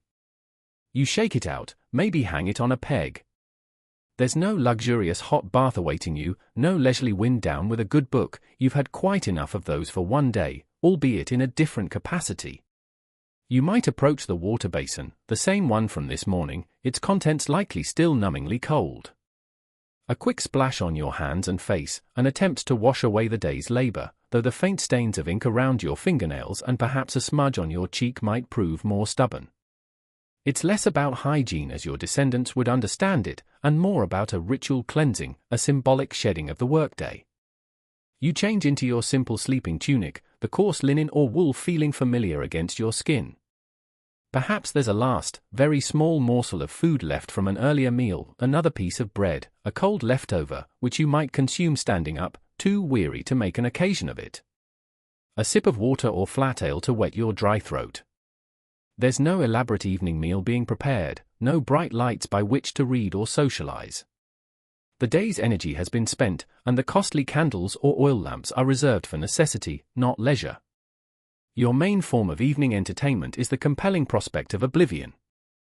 And then, the final destination, your bed. Your straw-filled pallet, which seemed so uninviting in the cold darkness of the pre-dawn, now beckons with an almost irresistible allure. It's not a luxury mattress by any stretch of the imagination, it's more like the lumpy embrace of 1,000 tiny, insistent pokes, but it represents rest, and right now, rest is the most precious commodity in your world. The extent to which medieval people actively analyzed their dreams for specific prophetic meaning, beyond very general religious interpretations of good or evil omens, is a complex area of cultural and psychological history, with sources often being scarce or deeply allegorical. For you, any dream that doesn't involve chasing runaway letters or deciphering an impossible exemplar would probably be considered a good one. You make your way to it, each step an effort. The floorboards are cold under your bare feet. You lift the rough woolen blanket, your shield against the night's chill, and slide onto the rustling straw.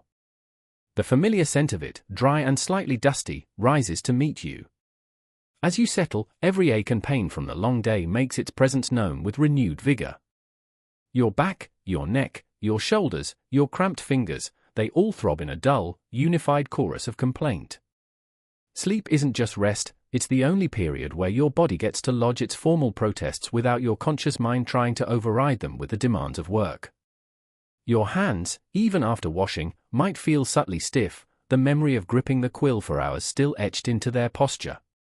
You might even catch the faint, metallic tang of iron gall ink if you bring your fingers near your face, a persistent reminder of your craft.